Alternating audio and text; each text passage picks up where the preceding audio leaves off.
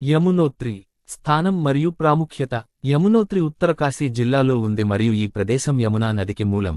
ఇది సముద్ర మట్టానికి 3235 మీటర్ల ఎత్తులో ఉంది. యమునా దేవి ఆలయం ఇక్కడ ఉంది మరియు ఇది హిందువుల 4 ధామ్లలో ప్రధాన పుణ్యక్షేత్రాలలో ఒకటి. యమునోత్రి ఉత్తరకాశీకి ఉత్తరాన 150కి మీ. రిషికేశ్ నుండి 210కి మీ మరియు హరిద్వార్ నుండి రోడ్డు మార్గంలో 255కి మీ దూరంలో ఉంది. పురాణ కీర్తి.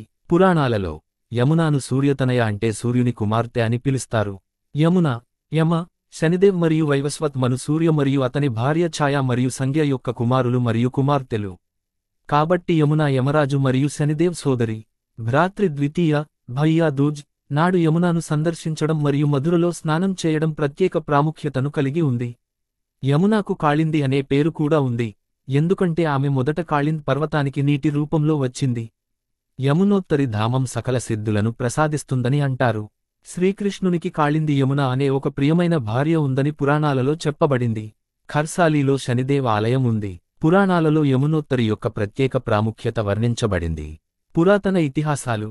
యమునోత్తరి అసిత్ ముని నివాసం. ప్రస్తుతం ఉన్న ఆలయాన్ని జైపూర్ మహారాణి గులేరియా 19వ శతాబ్దంలో నిర్మించారు.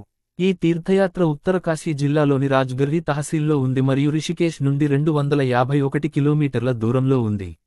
యమునోత్తరి పుణ్యక్షేత్రం. యమునోత్తరి హిమానీనదానికి 5 మైళ్ల దిగువన ఉంది. ఇక్కడ రాళ్ల నుండి వేడి నీటి ప్రవాహాలు ఉద్భవించి ఓం అనే శబ్దం చేస్తాయి. యమునోత్తరికి వెళ్లే మార్గం హనుమాన్ చట్టి గుండా వెళుతుంది.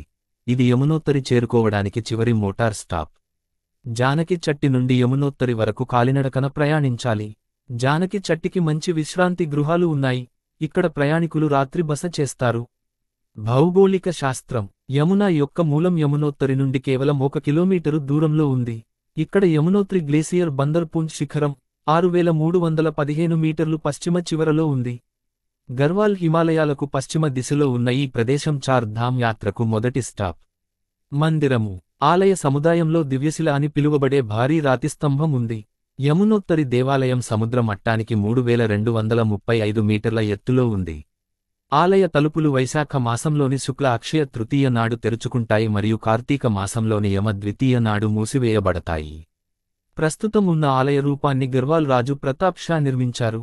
ఆలయానికి సమీపంలో సూర్యకుండ్ మరియు గౌరీకుండ్ వంటి వేడి నీటి రిజర్వాయర్లు ఉన్నాయి.